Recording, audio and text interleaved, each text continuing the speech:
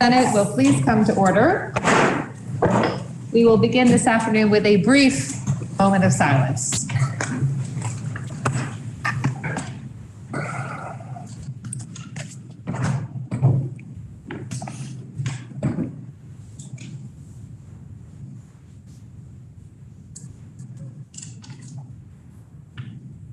Thank you. Are there any announcements this afternoon? I do have a brief announcement. As you may have heard, between 2 and 3 p.m. today, the state of Vermont will test the Amber Alert system, and your phones, even if they are in silent mode, may override the silent mode. So please turn them off. Thank you. Are there any additional announcements? We will then move to the orders of the day.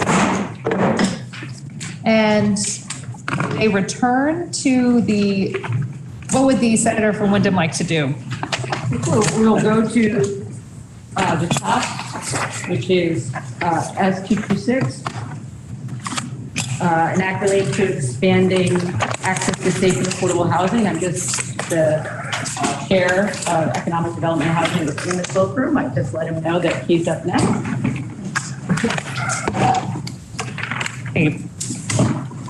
We now have on the calendar S226, act relating to expanding access to safe and affordable housing.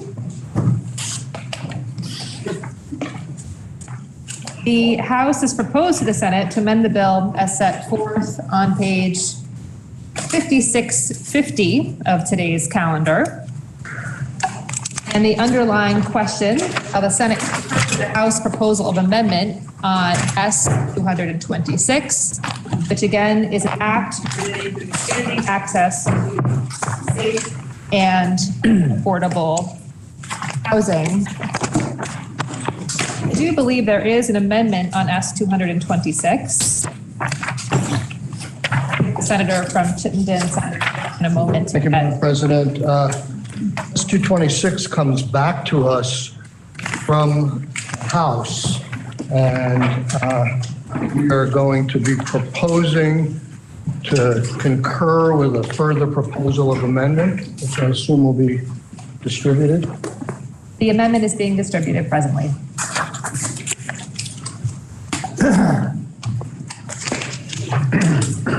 For that. Out.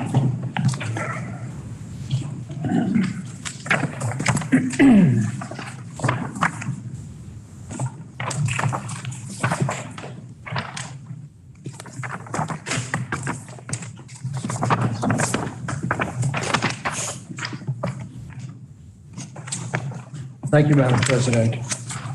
So I know there's been a lot of discussion around this amendment, and I want to try and simplify it if I can. S226 was Senate Economic Development's omnibus housing bill, which we passed many moons ago, I believe on a 28-0 vote. It had 3 distinct pieces to it. Plan to do missing middle housing for $15 million that tried to get at the development and purchase of housing for people in the 100 to 120% of adjusted median income range. Another put on the home improvement contractor piece that was passed by this body last year and was vetoed in January, but we worked to come to a better agreement with the administration by raising the threshold to $10,000. And then there was a whole host of tax credits for the development of housing. And actually the fourth piece, which is probably the most important piece in this debate, was we had a series of land use and permit reforms in our bill that would help build housing less expensively and very importantly in downtown smart growth areas with denser housing. So As I've said several times, housing may be a lot about money and subsidy and trying to help and incentivize the development of more housing and more affordable housing. But there are a lot of policies we can change in this body to make housing less costly to build in the right area and make the permitting process go faster for the development community. The House, when they got our bill, they did the bill you see before us from the House is very similar to the bill we sent over with one major exception. They removed all the land use and permitting pieces from that bill. And they were designed to travel in another vehicle. But at this point, this amendment will restore those permitting and land use pieces to help with the development of housing.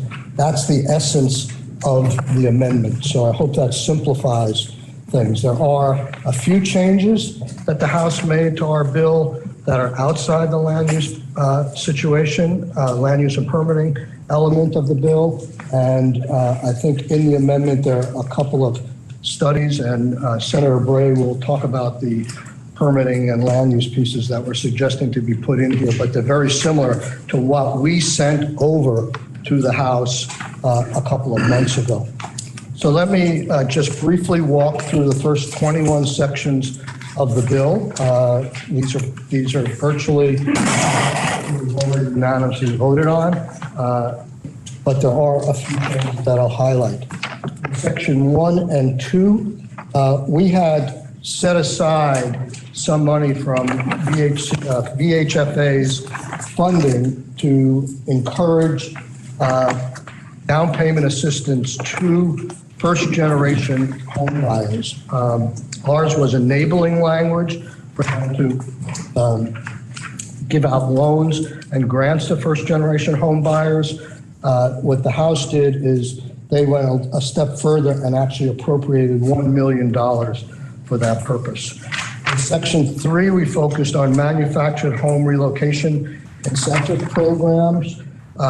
We had appropriated $5 million for grants for mobile homes to buy renovated mobile homes, do home repairs, fix foundations. The House cut that to $4 million. In Section 4, we had enabled an idea that came from the Department of Housing and Community Development along with VHCD to start looking for matching funds from all areas of state government to build a model dense community and use that as a pilot. We had allowed upwards of $5 million to be used for that and employer-based housing and also conversion of commercial housing to residential. The House actually appropriated $1 million in ARPA funds in Section 4 to start this community partnership for a neighborhood development program. Section 5 through 10 deals with tax credits. The basic message here is that our downtown tax credits are now basically limited to downtowns. And we want to extend the ability of neighborhood development areas, which are around the circumference of a downtown, to be able to qualify for these tax credits. The money for this is in the bill we just dealt with, but we added $1.3 million a year to the downtown tax credit program, of which now about 25% can be used for neighborhood development areas in the next 2 years. So that's an expansion of both the program and its money and in its breadth.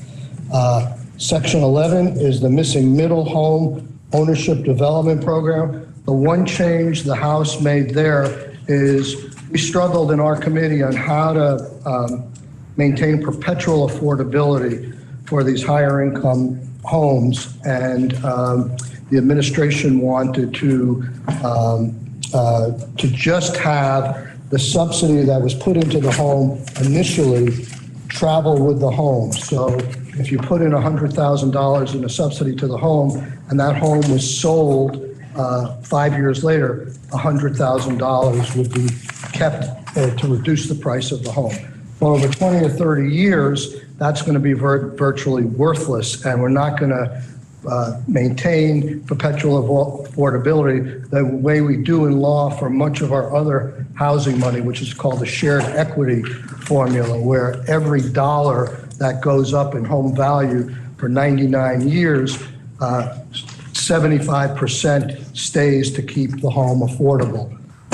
What we did is we left it to the discretion of VHFA to decide which homes should do the smaller version of perpetual affordability and which ones should do the shared equity, which is a deeper version of affordability.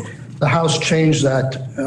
Instead of leaving it to the discretion, they said a third of the money of the missing middle money should go to homes that are shared equity models. They were more specific as how to divide that money up.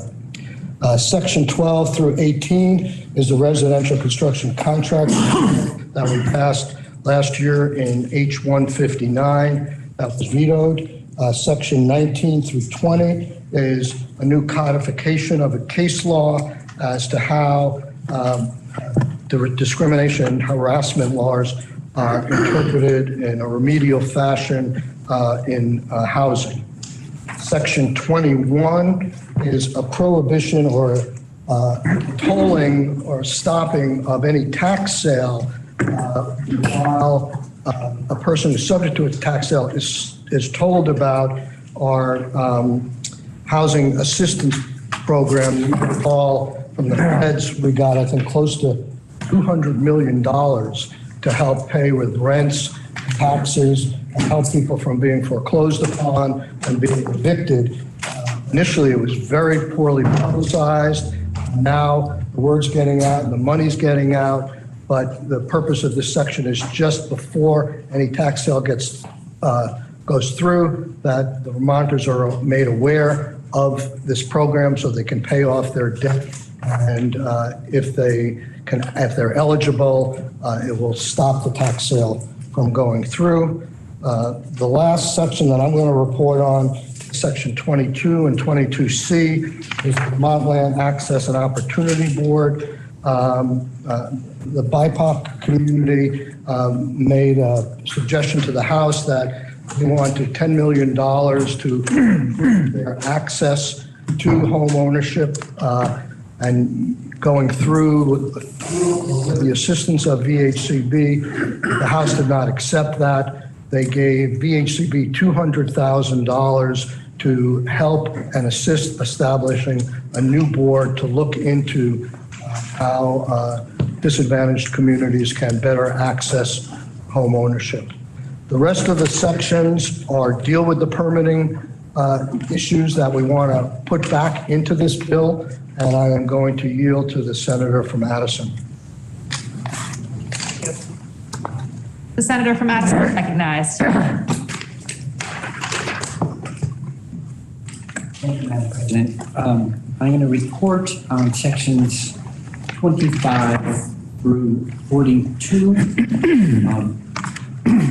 And I'm going to move relatively quickly through the first sections because they are precisely the same sections I reported to you in 2:34 prior to our lunch break. So section 23 is the same language relating to neighborhood development areas. Similarly, section 24, same language related to new town centers, and 25 that travels with 24. In sections 26 and 28, again, it's the same language relating to municipal bylaw grants and planning monies for them. In section 29, accessory development units, there is the requirement for housing density, number of units. In sections 30 through 33, we're back to Act 250 provisions. For instance, again, the maximum number of units allowed for a priority housing project. And going down through 33, the same criterion 1D again, related to AR definition of funding. Section 34, one more time, same language, municipal response to Act 250, 90-day shop clock. And now we come to sections 35 and 36. So these relate to the wood products industry and wood products manufacturing. These were provisions that we previously had in the bill. We talked about this in caucus this morning, not including them. So why are they here? I mean, first I'll explain what we do. There are in permits typically hours of operation are specified, and in the wood products industry, there are two different types of clients that run into problems using the normal hours of operation. For those facilities receiving wood, particularly logs out of the woods, there are times of year as winter rains where logging roads, fields, etc., temporary roads used to from log yards out to paved roads can get too soft once they are thawing. So trucks may well load up at night and come out when things are frozen. It buys time and allows for operation. That means they're arriving at a sawmill or a chip factory, whatever it is, early in the morning, outside normal hours of operation. This allows for those kinds of deliveries to take place. The second instance that we're addressing or situation is that because these facilities also produce wood chips for heat, and we end up with things like cold spells, which mean there may be a need for heat to be delivered on unusual schedules. Maybe they're working overtime trying to deliver because of a cold snap. This allows them to bring deliveries of wood as a fuel product outside of normal hours of operation. Sections 37 and 38 are the same thing which we reviewed before. There's language to specify how to interpret Act 250 or the towns. And then sections 39, 41 are the same reports that we reviewed earlier this morning. Again, jurisdiction over agricultural businesses. The report by ACCD on designated areas, and then a third report on organization and operation and funding of the natural resources. And then section 42 is clarification. So by way of brief explanation, sometimes as a chair, I think you are asked to move a wheelbarrow down the hall, and as you're making the trip, people are interested in putting things into that wheelbarrow or taking them out. I had conversations with people since that caucus this morning, and I would say the question I was asked yesterday when the wood products industry provisions were included is, what degree does this make sense in terms of just Act 250 policy? And I would say, just like our dairy industry operates in a difficult situation if they are price takers, not price makers, and commodities generally do not command a high price. We've done many things to support the world of agriculture. We've also done things to support the world of forestry. This is, I think, actually the reason we had this in the bill before, the reason I would support bringing it back in. From an Act 250 point of view, I think it is useful and to support the wood products industry, which is under duress, just like we've lost dairy farms, sawmills, and wood processing facilities. The question I was asked this morning is, which of those provisions that were proposed to look at are just related to housing? We had a caucus that narrowed it down just to housing. But when you look at it a little more broadly, housing plus our rural working landscape, and I would say that's the reason for the amended version, what's brought to the floor. And ask for your support. The question is, shall the Senate concur with the House proposal of amendment with a further proposal of amendment as proposed by the Senator from Chittenden? The Senator from Wyndham is recognized. Thank you. I request a short recess. The Senate will stand in recess until the call of the gavel.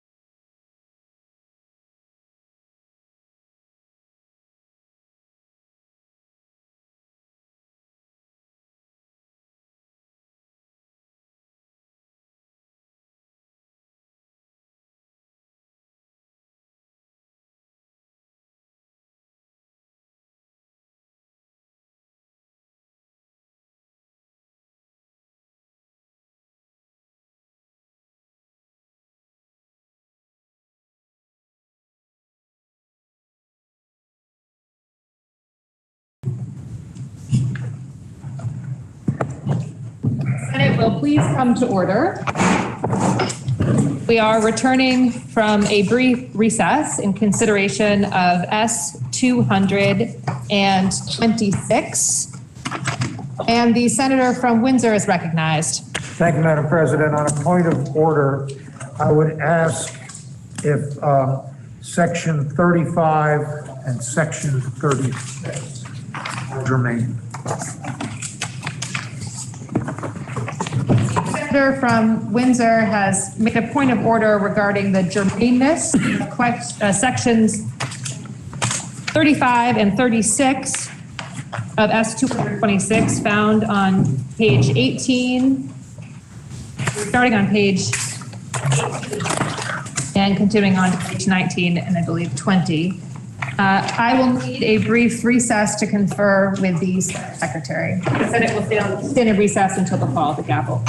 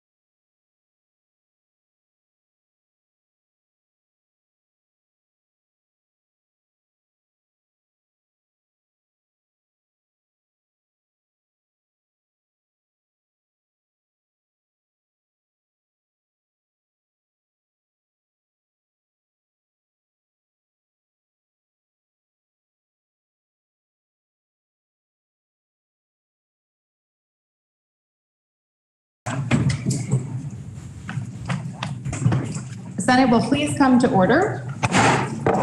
We are returning from a brief recess, and a question was raised by the senator from Windsor regarding sections 35 and sections 36 of S 226 as to their germaneness. I have consulted the Senate Secretary and will now explain my decision. In order for an amendment to be considered, it must be germane. Mason's Manual Legislative Procedure, Section 402. Whether a proposed amendment is germane is not always an easy question. However, the determination of germaneness is a judgment call after weighing various relevant factors. Generally speaking, the following factors are considered. First, is the proposed amendment relevant, appropriate, and in a natural or logical sequence to the subject matter of the original proposal? Second, does the proposed amendment introduce an independent question? Third, does the proposed amendment unreasonably or unduly expand the subject matter of the bill? Fourth, does the proposed amendment deal with a different topic or subject matter? And fifth, does the proposed amendment change the purpose, scope, or object of the original bill? In deciding a question of germaneness, the threshold determination must be that the subject matter of the bill or amendment under consideration and its scope. In the case of S 226, so Mr. Secretary, I'll kindly ask you for a copy of the original bill. Thank you. In the case of S 226, an act relating to expanding access to safe and affordable housing, the purpose of the bill is to increase the supply of affordable housing in this state, promote home ownership, and broaden housing opportunities for Vermonters. In this instance, the amendments being offered, Section 35 on page 18 and Section 36, relate to wood products manufacturing and the licensing related to wood products manufacturing.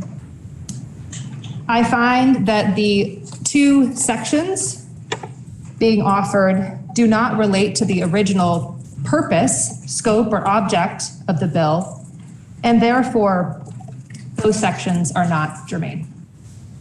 The senator from Orleans is recognized. Thank you, Madam President. Those two sections, both 35 and 36, are very important to our rural economy, to the well-being of the people of our state. And the last time I built a house, I needed wood from a sawmill. So I think this is maybe questionable whether it's germane or not, but I really would like to make and ask a non-germane issue be made germane. That sounds like a motion. Yes.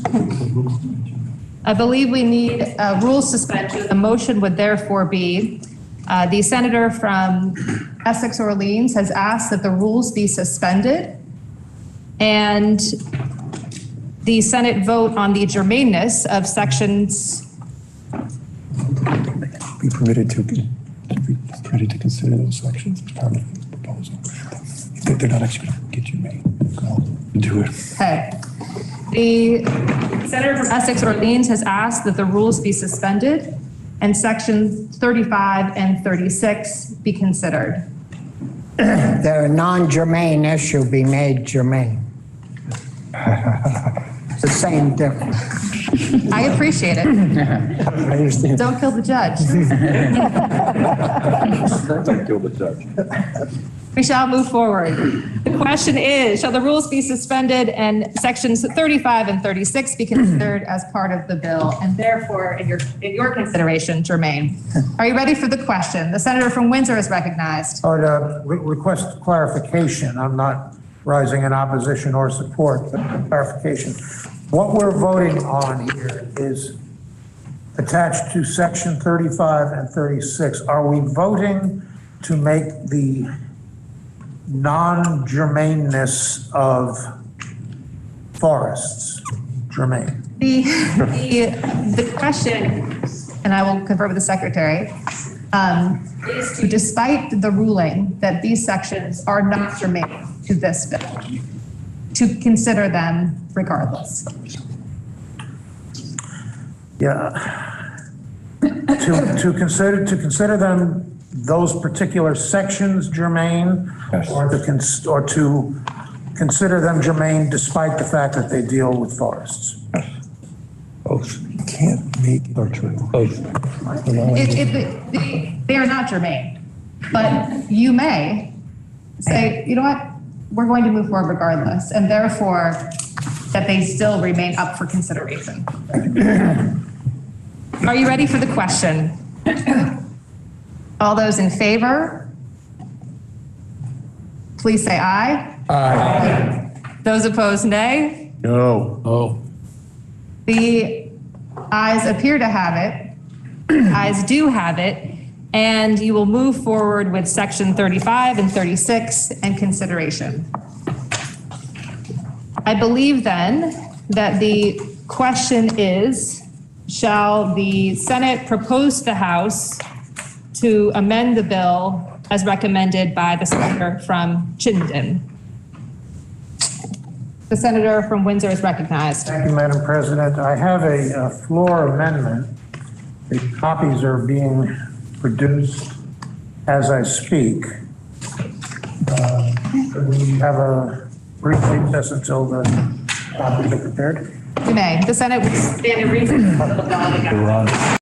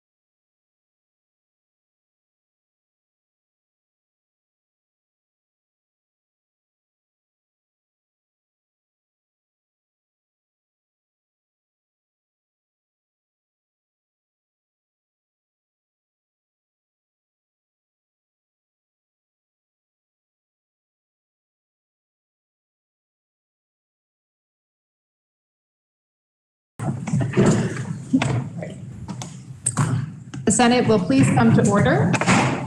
We are returning from a brief recess, and the senator from Windsor, I believe, has an amendment that is now circulated. Senator McCormick. Thank you, Madam. Continue with your amendment. Thank you, Madam President. This amendment essentially extends Act 250 jurisdiction into our forests. It is language that we have already passed.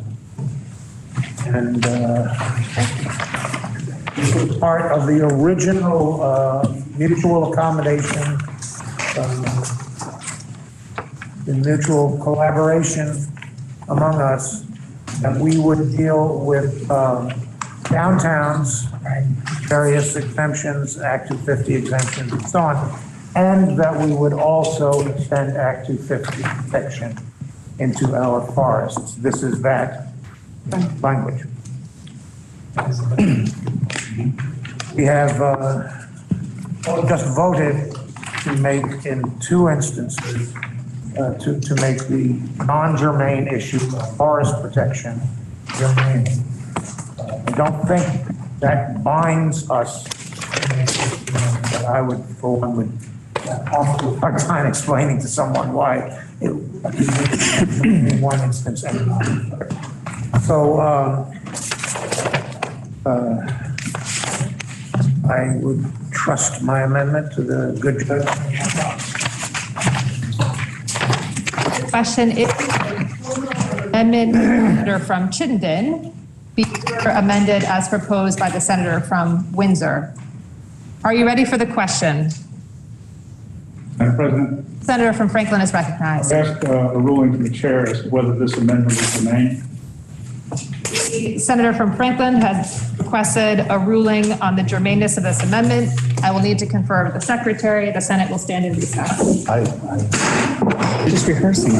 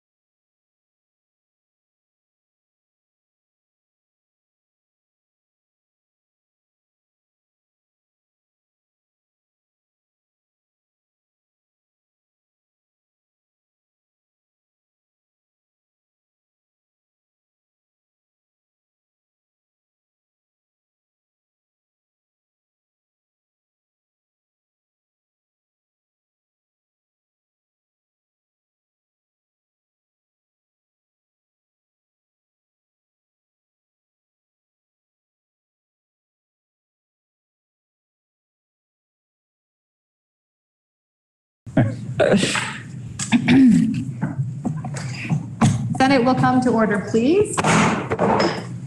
There has been a question, we're turning from a brief recess, there's been a question about the germaneness of an amendment to S226, an act relating to expanding access to safe and affordable housing. The amendment was circulated and would amend Section 42. The logic and reasoning on this germaneness question is quite similar to the last. In deciding a question of germaneness, the threshold determination must be of the subject matter of the bill or amendment under consideration and its scope. One of the questions for consideration in a germaneness ruling is, does the proposed amendment change the purpose, scope, or object of the original bill? Again, in this case, the bill is S226, an act relating to expanding access to safe and affordable housing. The purpose of the bill is to increase the supply of affordable housing in the state, to promote home ownership, and broaden housing opportunities for Vermonters. The amendment in question relates to forest blocks across Vermont, wildlife and habitat, endangered species, connecting habitat, and expanding habitat access. With that in mind, I find that the amendment does not relate to the purpose, scope, or object of the original bill and is therefore not germane. The senator from Windsor is recognized. Thank you, Madam President. I bet people can anticipate what I'm about to say. I move that make a non-germane item germane. The senator from Windsor has moved that the rules be suspended and the amendment still be considered despite the ruling on germaneness. Are you ready for the question? All those in favor, please say aye. Aye. Those opposed, nay. Nay. Ayes appear to have it. The ayes do have it. No. Division. Roll call. Senator from, You said the ayes have it. sorry, I'll withdraw the roll call. You may make a difference. excuse me, thank you. My apologies. The nays appear to have it. The nays do have it, and you've suspended the rules, and the amendment will not stand. The question now is, or returning to the original question, shall the Senate concur with the House proposal of amendment with a further proposal of amendment as proposed by the senator from Chittenden? Are you ready for the question? Roll call. Senator from Chittenden has requested a roll call vote.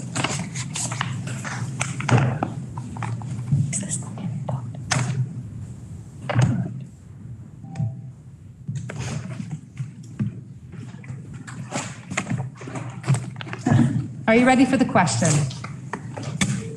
The senator from Chittenden is recognized. Thank you, Madam President.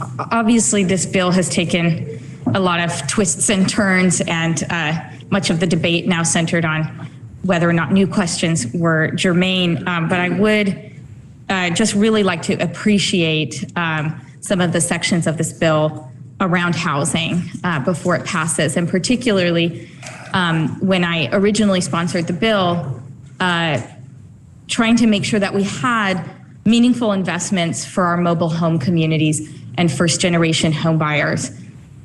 There have been lots of dollars spent on housing for rental assistance that may have been able to be accessed by mobile home park residents and mobile home residents. There were probably a lot of homeownership dollars and dollars that helped people improve their housing that weren't available, particularly to mobile home park residents. And when this legislation passed our chamber and went to the other, and the budget process was underway, it was unclear how much money would still remain for mobile home communities. And I just want to really appreciate our appropriations committees and everyone who ensured that significant and substantial dollars remain so that people in mobile home communities don't get left behind. And if I may, I'd like to read from a message that I received, Madam President. Okay. And I'm paraphrasing so I don't give away the identity of this individual, but we all receive messages lately in the building in this new form, for me at least, from people who have concerns, and often they're the same message about a particular bill, but this one was pretty unique. And it says, the caller owns a trailer in a park in Colchester. He is a disabled senior with COPD. His trailer roof has several leaks and needs repair work. He reached out to some organizations for help, but he doesn't qualify, or they do not have the type of assistance he needs. They referred him to you as he understands that you are working on a program that helps seniors in this situation. And of course, I read that and felt really powerless in many ways, knowing that this bill was in process and we wouldn't know how much money would be available to help someone in this kind of situation. And as I was talking to the administration in our housing division, we both came to the conclusion that we can't remember a time when we set aside dollars for the repair of mobile homes, such as it is available in the form of $750,000 in this bill. In fact, I asked, I'm sure it was available in Tropical Storm Irene, but as folks may recall, once 6 inches of water is in a mobile home, it's essentially destroyed. And so anyone who's had weather damage or other forms of damage to their mobile home may not have been eligible for any type of assistance to repair their mobile home in recent years. This is a really meaningful investment for people who are in some of our most substandard housing, for people who really care that they own something, but for people who often don't have the extra dollars to repair or to make their mobile home more accessible as they age, or if they end up experiencing a disability. So I just really want to celebrate the underlying bill and what we're doing and how monumental it is for people who otherwise are often left behind in our housing conversations. Thank you, Madam President. Are you ready for the question? The senator from Windsor is recognized. Thank you, Madam President. As the co-sponsor of this bill, I rise to celebrate what we're doing for housing here, in addition to what our senator has said about mobile home parks. We are really investing in our middle income people and keeping those houses affordable for them for future middle income people going into the future. We are investing in first time homeowners, first generation homeowners. We are really supporting smart growth in this bill. So while I'm heartbroken that in many ways we don't have the forest pieces here, I'm also reminded that any investment in smart growth means we reduce the pressure on our backcountry. By voting for this bill and supporting all these housing priorities, we are supporting smart growth, focused and clustered in our village centers and downtowns and new neighborhood development areas. I urge you all to support this bill. It is a terrific move forward, and this, coupled with 210, make significant inroads, we hope, on our housing crisis here in Vermont. Thank you. There's been a request for a roll call vote. The senator from Washington is recognized. Thank you, Madam President. I support this bill, and I appreciate the good work that's been done to try to make housing more available to Vermonters. But I just want us to, we've spent a lot of time talking about subsidies and credits, which is fine, it's part of the debate. I think we talk about permitting and permits, and that's okay to talk about. There's sometimes that's good, sometimes it's not so good. What we have to remember is that the real root of the cause that we're talking about here has to do with income and wages. The fact that many Vermonters cannot afford a home, and income inequality, which has resulted in wealthier people being able to buy homes sight unseen, to come up to Vermont to live, what have you, and not enough investment in working people so that we'd actually raise wages and people have the incomes so that they can afford housing. I just want to make sure that we don't forget that that's the root cause of the problem that we're talking about. So I appreciate it. It's just a reminder. The question is, shall the Senate concur with the House proposal of amendment with a further proposal of amendment as proposed by the senator from Chittenden? Senator from Windsor is recognized. Thank you, Madam President. I will be voting in favor of this bill. There's enough good in it to justify it. But there's some parts of this bill that are, in my view, very destructive. Specifically, the using Act 250 exemptions as an incentive, which plays into the notion that Act 250 is somehow a bad thing. Act 250 empowers Vermonters to have some measure of control over the quality of their environment. Act 250 is a good thing, and it has been the whipping boy for 50 years. There have been efforts to weaken Act 250 since it was passed. And I think this is unfortunate that we weaken it further. Moreover, the reason for weakening Act 250 here is to expedite affordable housing. Act 250 is not the cause of our lack of affordable housing. If it were, then the problem would be limited to Vermont.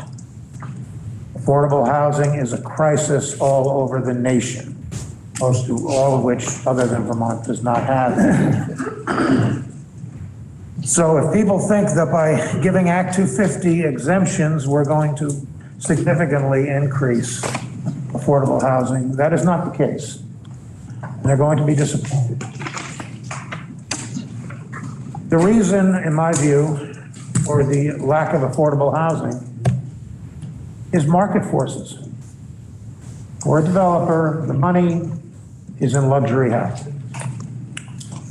And we're looking at the cost of materials, cost of labor. Act 250 slows the process up a little, and time is money, and there are fees, and there are experts to be paid. That's right, because the people of Vermont decided over 50 years ago that they didn't want it to be a free-for-all in our state. There is some truth in the idea that by concentrating residential development downtown, we will take pressure off our countryside. But we are in a time now of Zoom and working from home. We are in a time when we have the technology to be off-grid. And the dream of a lot of people who can afford it is not to live downtown, but to live out in the woods, to live on their own mountaintop. And we need more,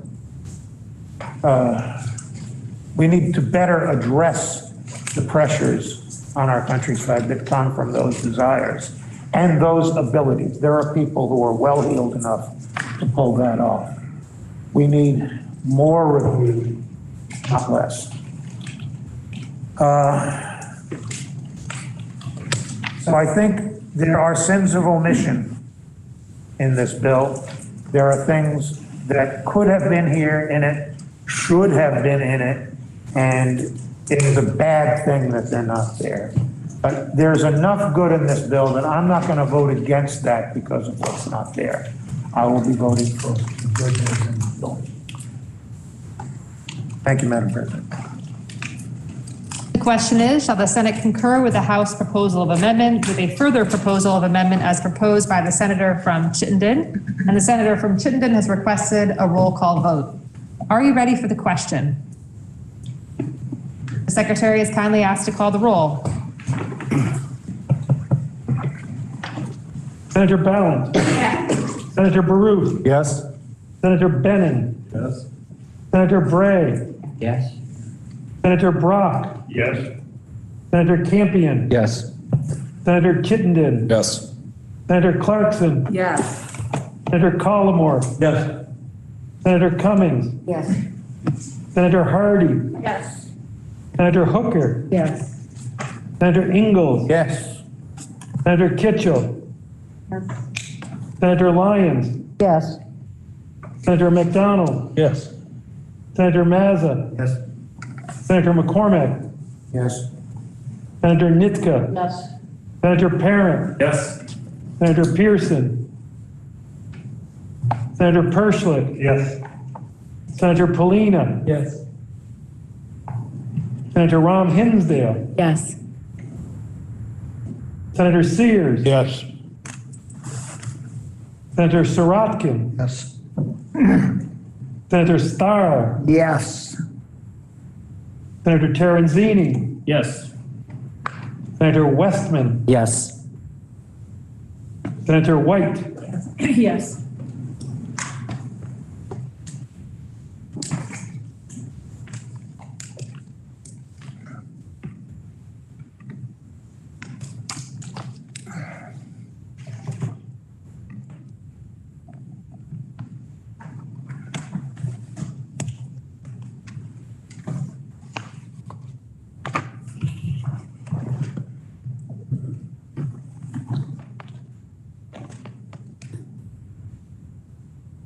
Senator Pearson. Yes.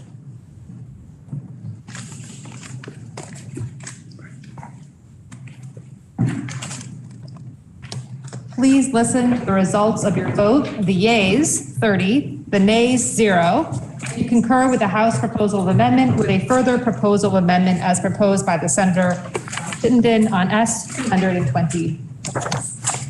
The senator from Windham is recognized. Thank you, Madam President. At this time, I ask that the rules be suspended and we message our actions on S 226.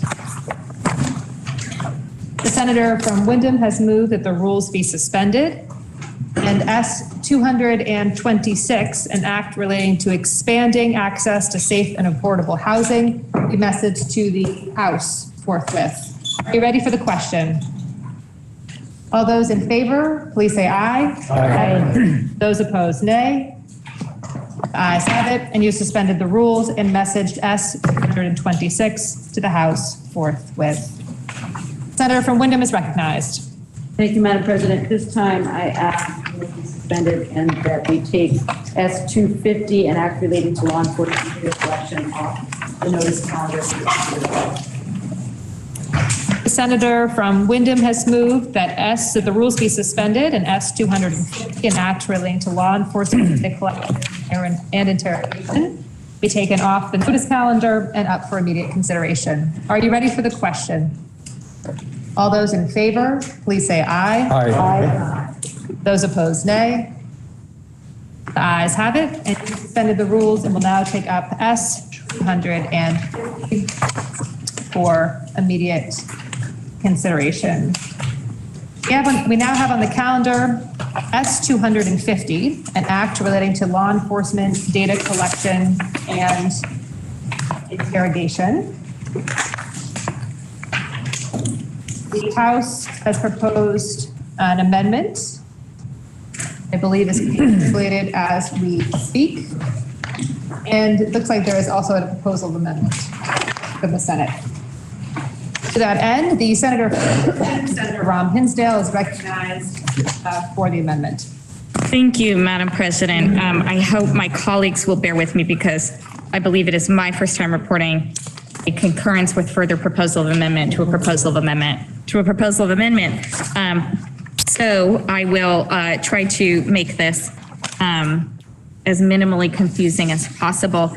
And first, I just really want to thank our legislative council, members of the other chamber, as well as the leaders of our minority caucus for allowing for this rule suspension after some significant work and conversation to find a meaningful path forward, regardless of sort of ultimate outcome of their vote, but really allowing for this to move forward in the spirit of 21st century policing that our commissioner was able to attest is in line with work that they hope to be advancing regardless. So first, I will try to quickly walk us through the House proposal of amendment so you know what we are further amending.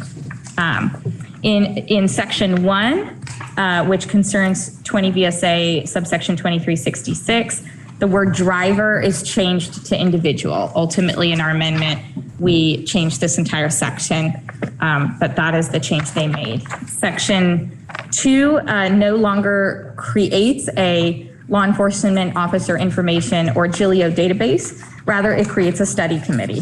The committee will look into the appropriate structure and process to administer the database so that a prosecutor properly discloses potential impeachment information pursuant to legal obligations. Specifically, it will study the appropriate department or agency to manage and administer the database, the type and scope of information maintained in the database, any gatekeeping functions used to review information before it is entered into the database, any due process procedures to dispute information entered into the database, how to securely maintain the database, the appropriate access to the database, the confidentiality of the information maintained in or accessed from the database, and the resources necessary to effectively administer and maintain the database. The committee to study the creation of this database is composed of 2 current members of the House of Representatives, not from the same political party, who shall be appointed by the Speaker of the House, 2 current members of the Senate, not from the same political party, who shall be appointed by the President pro tempore, the Commissioner of the Department of Public Safety or their designee, the Executive Director of the Vermont Criminal Justice Council or designee, the President of the Vermont Sheriff's Association or designee, the President of the Vermont Association of Chiefs of Police or designee, the Executive Director of the Vermont Office of Racial Equity, the Attorney General or designee, the Executive Director of the Department of State's Attorneys and Sheriffs or designee, and the Defender General or designee. The study committee will submit a report with legislative recommendations to the House and Senate Committees on Government Operations on or before December 1st of 2022. Our further proposal of amendment does not in any way touch upon this section and this proposal of amendment. In Section 3, in the Senate's version, Section 3 expanded the electronic recording of custodial interrogations occurring in a place of detention to all felonies. The House proposal of amendment further expands that to also include misdemeanor. The House further proposes that custodial interrogations occurring outside of a place of detention be recorded unless it is impracticable to do so. We also do not further amend that section. Changes to Section 4. The House proposes changes to Section 4 that refine the study on deceptive and coercive methods of law enforcement interrogation conducted by the Joint Legislative Justice Oversight Committee. Other than making some grammatical changes, the assistance and form of the report is clarified. The Office of Legislative Counsel will provide its usual assistance to the committee, which will now issue a report in the form of proposed legislation by December 1st of 2022. The committee may also have assistance from the Vermont Criminal Justice Council and others interested in drafting the report. We have a very minor amendment to this section. There is now a new Section 5, and the new Section 5 amends 20 VSA subsection 2222 by adding agents, inspectors, or police officers of the U.S. Department of Veterans Affairs to the list of certified federal law enforcement officers that the state of Vermont recognizes. I can imagine this sounds like a significant change, and I will do my best to answer questions. But this is a provision that will help relieve some pressure for very specific duties at our VA. The new Section 6 is the effective dates. The whole act shall now take effect on July 1st, 2022. And previously, Section 2's enactment was delayed to take effect on January 1st of 2022. And there's some further effective date changes in our proposal of amendment, which I will now move to, if I may. You may. The majority of Section 1, which was new study language, sort of new data collection requirements around far more police encounters, was essentially struck in its entirety, which preserves current law concerning roadside stop collection data without expanding it to include all law enforcement encounters. The amendment to the section clarifies the already required data report by detailing what it needs to contain and the committees to which it is directed. Instead of collection and reporting requirements concerning all law enforcement encounters, a new Section 1A is created requiring the Department of Public Safety to submit a report that assesses data collection for law enforcement encounters. Specifically, it will study what is currently collected, what could be collected, any issues with collection, and ways to solve those issues. The report will be due on or before November 1st of 2023 and will be submitted to the House and Senate Committees on Government Operations and Judiciary and the Executive Director of Racial Equity. The report will recommend a definition of law enforcement encounter and suggested data criteria. The intent is that these will be codified into law in the 2024 legislative session. Finally, the other instance of amendment is the report requirement in Section 4 adds, if any, to account for the possible situation that no legislation is ultimately needed. We were able to review this in Senate Government Operations as well as other interested parties. And while there may not ultimately be a change in how people vote for the bill, there was unanimous support for concurring with further proposal of amendment. With that being said, I kindly ask for the Senate support in this amendment to the House proposal of amendment.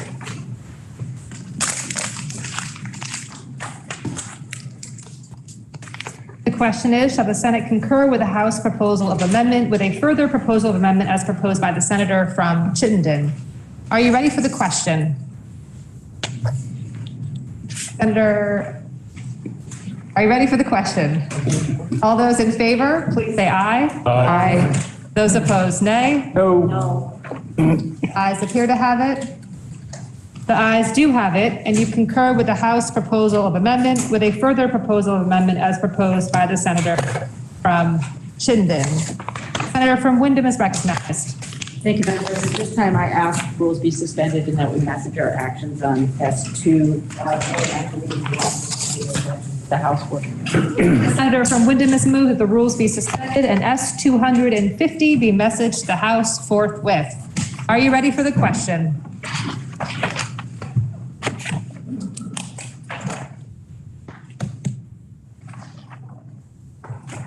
All those in favor, please say aye. Aye. Those opposed, nay. The ayes have it, and you suspended the rules and messaged S250, an act relating to law enforcement data collection and interrogation, to the House forthwith. Senator from Windham is recognized. Madam President, this time I ask that we return to debate on S234. We will now return to debate on S234. Just briefly confer with the secretary because I believe we were at a particular moment.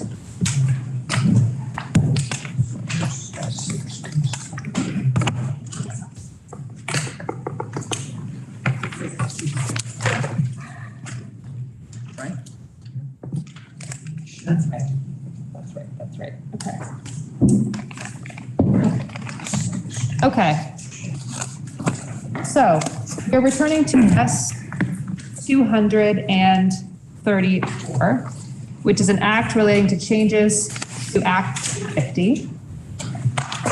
The senator from Bennington had the floor when there was a conversation about a potential amendment, and the senator from Bennington is recognized. Madam President, after conferring with many parties, I'd like to offer the amendment to strike the sentence, "This change would allow the Act 250 program to return to how it was originally envisioned when enacted by being a citizen-friendly process," on page 5630 of today's calendar.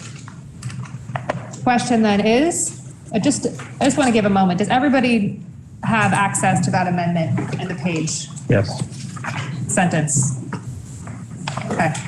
The question then is, shall the Senate concur with the House proposal of a further proposal of amendment as proposed by the senator from Bennington? Are you ready for the question? The senator from Addison is recognized. Madam President, in this matter, I want to remind people of both the language that we're looking at and the consequence of making a change. If we make the change, then the bill must return to the House, as opposed to the possibility of concurring and going on to the governor. So the consequences is. The second thing is, I want to remind people where this language appears. It appears in a purpose section. It will not have force of law. It's a statement about the nature of the change that the House was had in mind, what kind of change they were, their intention around the change. So it is possible to read it as less than entirely friendly to the current process, but it is really focused on moving the process to a more citizen-friendly process. doesn't need to be interpreted as impugning the current state. So I would say that just ask, it's also language that will go into session law. This is not Green Book law. And I would ask members to consider whether everything has to be phrased exactly as they wish it would be phrased in order to be asked. I appreciate the concern. There is no slight intended, of course. Conferred with members of the House. They were surprised at this interpretation. I would ask us to be a little tolerant and patient and move to go forward with the language intact. The senator from Bennington is recognized. Madam President, I don't know if it's any importance, but part of the conversation is if I do this amendment, the House won't suspend the rules to take up the bill. But my understanding is that there are certain senators who are not going to suspend the rules to send it to the House anyway.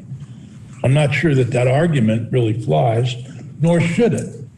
If this language, maybe I'm misreading it. Maybe I'm not understanding it.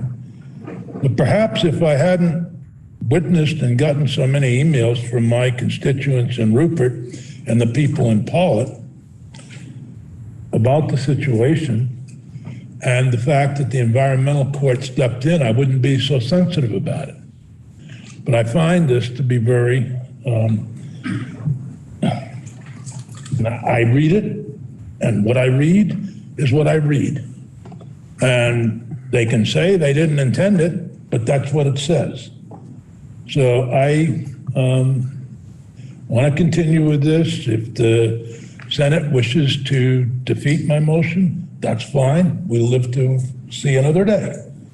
But I think it's important that we get these things right. I apologize for thinking it was going to be part of the Green Books. I'm somewhat relieved that it won't be.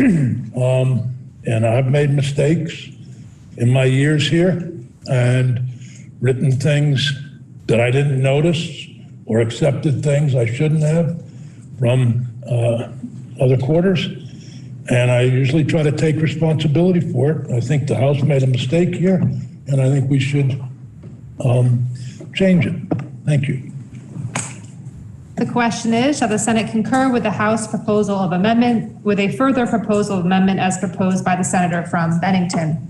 Are you ready for the question? The senator from Chittenden is recognized. Okay. Point of inquiry, Madam President. A lot is being made about the timeline here. If we reject the amendment and advance the bill and adjourn today, could you remind us whether or not this bill would in fact reach the governor's desk under that scenario?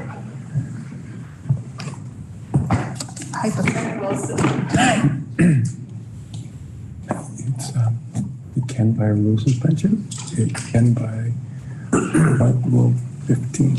But not without motion, I guess is the right answer. The secretary informs you that it would not without a further motion. Further suspension of rules. Thank you.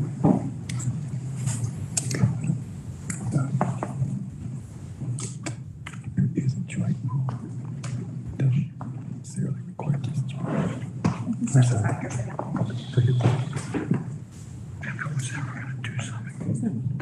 The Senate will stand in recess until the fall of the gavel.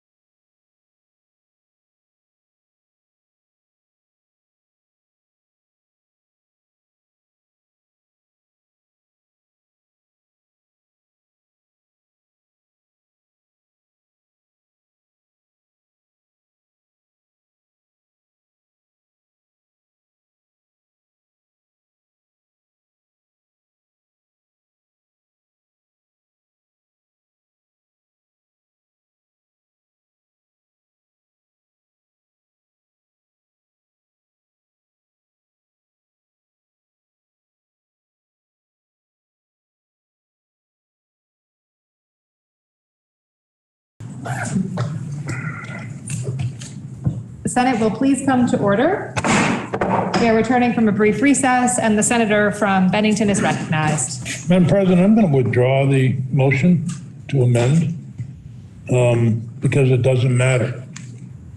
The governor is going to veto the bill anyway. Thank you, Madam President. The question is, shall the Senate concur with the House proposal of amendment on S-234? Are you ready for the question?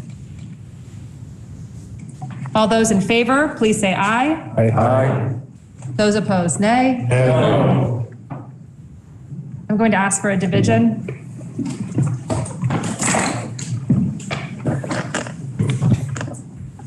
All those voting aye, kindly, Senator Wyndham is recognized. Could you repeat what it is we're actually voting on now so that we are all clear? Yes. Thank you.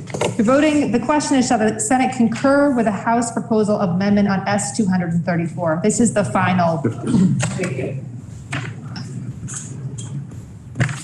All those voting aye, please stand.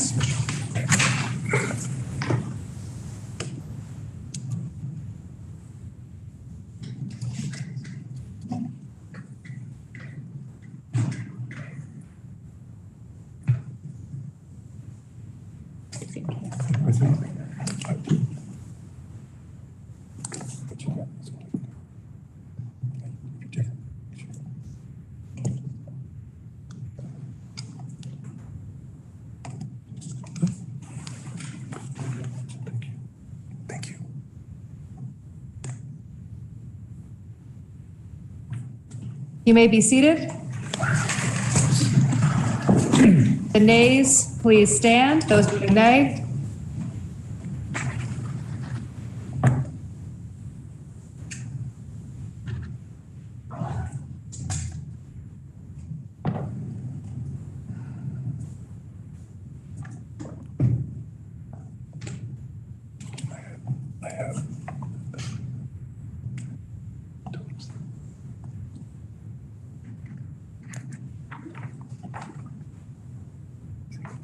You may be seated. Thank you. Please listen to the results of the division. The yeas 17, the nays 13, and you concur with the House proposal amendment on S-234. Recognized. Thank you, Madam President. At this time, I ask the rules be suspended and that we take H626, an act relating to the sale, use, or application of neonicotinoid pesticides off the calendar. It's pending entry, I believe. It's pending entry. The senator from Wyndham has moved. H726. 600. Sorry, excuse me, H6. I have 626. 626. Act relating to the sale, use, or application of neonic pesticides, pending entry in the calendar for notice, be taken up for immediate consideration. Are you ready for the question? All those in favor, please say aye. Aye. Opposed, nay. The ayes have it, and you've suspended the rules and will now take up H626. We now have for consideration H626, an act relating to the sale, use, or application of neonic pesticides. The senator, I believe, is recognized for the report. Thank you, Madam President. Senators will recall we sent this back to the other body just a week ago, if that. In our amendment, coming late session, we stripped out a couple of positions that were articulated in the House's, in the other body's bill. And we did that in an amendment that I helped to craft because we had already sent the budget, and I was afraid that we were going to run into hot water had we left those positions in. It turns out that those positions are to be funded by money that already resides in the Agency of Agriculture through their income on some product fees. So you see before you on the attached sheet that the other body is asking that we do allow these positions. They're already accounted for and paid for in the existing budget of the agency, and they are very important to our ongoing work around the Ag Innovation Board and pesticide work. And we hope we can concur with the other body and finish our work on 626. Thank you. The question is, shall the Senate concur? Sorry. Shall the Senate concur with the House proposal of amendment to the Senate proposal of amendment on H 626? Although this looks. You want somebody standing? The senator Caledonia is recognized. President, could we have a brief recess? I just want to confirm that these revenues are not already assumed in the budget that we have built. Often you can't, if they've been assumed, they're not available from the positions. I just need confirmation, so I would ask for a brief recess, please. The Senate will stand in recess until the call of the gavel.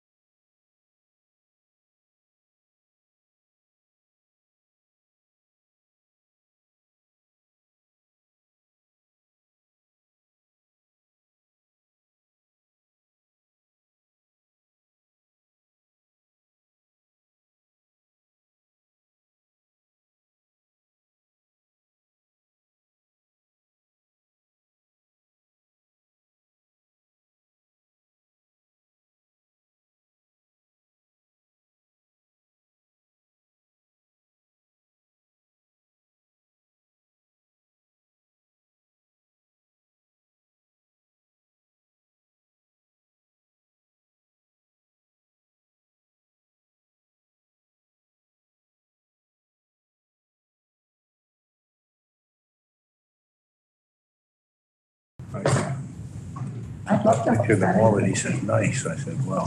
The Senate will please come to order. We are returning from a brief recess, consideration of H 626, an act relating to the sale, use, or application of neonic pesticides. The senator from Caledonia had a question regarding an appropriation. Yes, thank you, Madam President. I was able to confirm that these two positions that are being authorized here will be funded, receipts to be received into a special fund. And the amount of the funding will determine whether one position can be funded or both. It would have to be based on the receipts received through an excess receipts process. None of these questions have been assumed in the budget. So my question has been answered, and I would support the amendment. Thank you. The question is, shall the Senate concur with the House proposal of amendment to the Senate proposal of amendment on H 626? Are you ready for the question? All those in favor, please say aye. Aye. Those opposed, nay. The ayes have it, and you concur with the House proposal of amendment to the Senate proposal of amendment on H 626. The senator from Windham is recognized. Madam President, at this time I'm going to ask the Senate to stand in recess. We received, I'm sorry. You want to do that first? Yeah, let's do that. See, we don't even have to, yeah. Oh, I guess a rule suspension. Yes, that's fine. I'm just trying to remember what we just did. Thank you. Got it. Thank you, Madam President. At this time, I ask that the rules be suspended and that we message our actions on H 626, an act relating to the sale, use, or application of nicotinoid pesticides. The senator from Windham has moved that the rules be suspended in H 626, an act relating to the sale, use, or application of neonic pesticides be messaged to the House forthwith. Are you ready for the question? All those in favor, please say aye. Aye. Those opposed, nay. The ayes have it, and you've suspended the rules and messaged H 626 to the House forthwith. The senator from Windham is recognized. The senior senator from Windham is recognized. Thank you, Madam President. I do hate to do this, but we have a little pile of confirmations that just came from the governor's office, even though some of them are dated 2021. And so I would move that we, and I will read the names, I would move that we confirm these people without individual reports and debate. None of them are people that need to be underlined.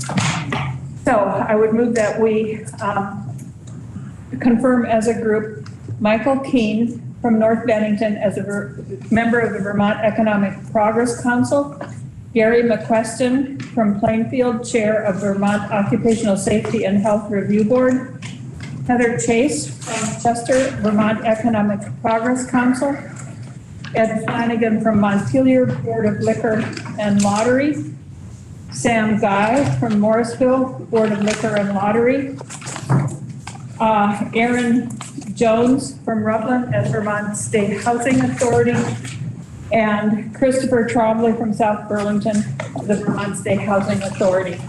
And unless there's an objection, if we can confirm all of these people without debate. Thank you, Madam President. With respect, Senator, I just want to make sure I have Ed Flanagan as well. Okay, great, thank you. The senator, I believe it's the rule suspension. Yes. The senator from Windham has moved that the rules be suspended and the following appointments from the governor be confirmed by the Senate.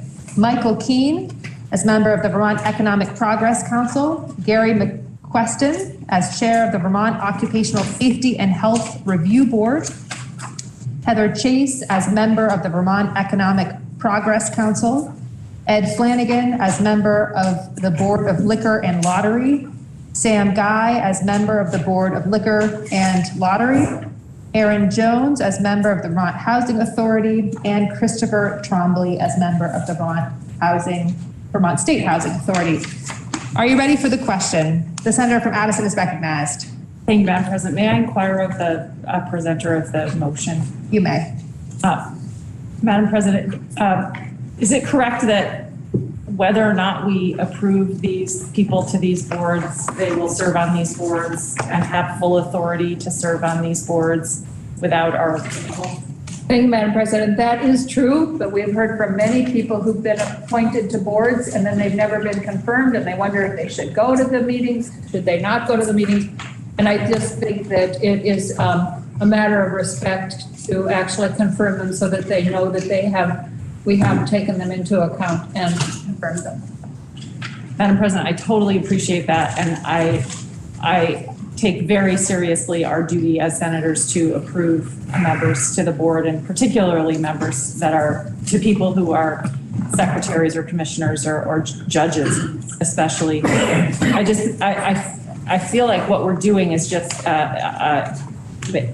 encouraging the governor to send us appointments at the very end of the session when we don't have time to go over them and talk to them. I appreciate the ability to talk to the people who are appointed to the board in the jurisdiction of my committees. I'm not going to object. I just wanted to make that point. I just think this is a really bad precedent and that the executive branch needs to get these to us before the last hour of the session. Thank you, Madam President. A small point of clarification, if I may. Your Senate President did receive these on April 9th, and I do believe they were reported out of committee today. I'm sorry, they were received by the Senate by your Madam President on April 9th. And were they reported out of the Senate? Of committee, they're being reported out of committee today. Oh, that is my fault. I did not understand that they had been reported out of committee and that they just had not made it to the calendar. That is my fault. Thank you, Madam President. Oh, thank you for that clarification. Yes, thank you. Senator from Windsor is recognized. We may be the last committee to have sent all these to the floor, but we did in fact speak to every one of these people and they are all thrilled to serve Vermont in the capacities in which they are serving. So you should be rest assured, these are all people who are love their jobs or love this aspect of their and their public service. Are you ready for the question? The senator from Franklin is recognized. A point of information, Madam President. There is one more appointee who was not on the list that the senator from Wyndham had, who has been reviewed. I was just contacted by the chair of finance with the suggestion that that person be added to the list if possible. Is that possible? It's certainly fine with me personally. I would ask that perhaps we just stand in a brief recess and maybe make sure that we have the name and a moment for consultation. Thank you, Madam The Senate will stand in recess until the fall of the gavel.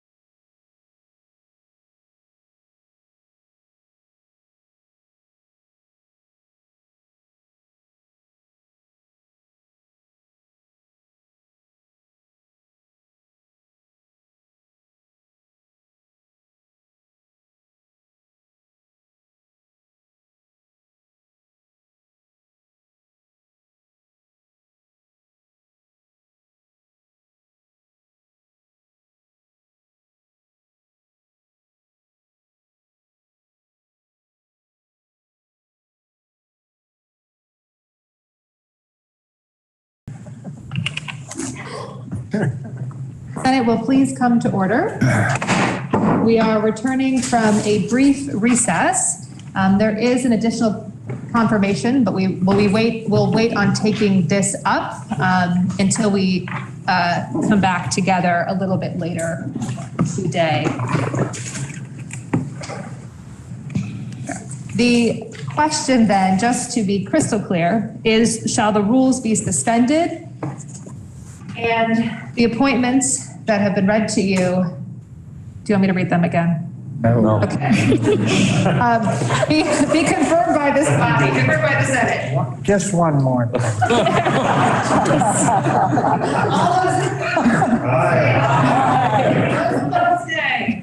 The ayes have it, and you have confirmed Michael Keene as member of the Vermont Economic Progress Council, Gary McQuestion as chair of the Vermont Occupational Safety and Health Review Board, Heather Chase as member of the Vermont Economic Progress Council, Ed Flanagan as member of the Board of Liquor and Lottery, Sam Guy as member of the Board of Liquor and Lottery, Aaron Jones as member of the Vermont State Housing Authority, and Christopher Trombley as member of the Vermont State Housing Authority. The senator from Windham is recognized. Thank you, Madam President. Pending announcements, because I think there might be some announcements. Pending announcements, I'm going to ask that the Senate stand in recess until 4:15. Not enough time, Madam. Yes, may I interrogate? Senate Finance is going to need to meet because miscellaneous came back with a couple deletes and a rewording of some very sensitive wording. And I am supposed to have my picture taken along with the chair of the senator from Caledonia, Senator Kitchell, at 4 o'clock. We could try and move that. Madam President, I would inquire of the chair of finance to let us know what is an acceptable time for us to return. 4:45? Oh, God. For you? Senator from Windham is recognized. Thank you. I am going to, under announcements, this morning, I'm sorry, there were some goodbye speeches. And I made mine last week because I was terrified that I might not be here this week because of COVID. So I just gave a few thoughts. But at this time, when we're all exhausted, the tempers are really short and egos are clashing and we tend to take things personally too much, I would like to, if I may, Madam President, read a very tiny quote here from Howard Thurman, who was a civil rights leader. And I have had this in my desk for 20 years, if I may. You may. In the quietness of this place, surrounded by the all-pervading presence of the holy, my heart whispers, keep fresh before me the moments of my high resolve, that in good times or in tempests I may not forget that to which my life is committed. Keep fresh before me the moments of my high resolve. Thank you.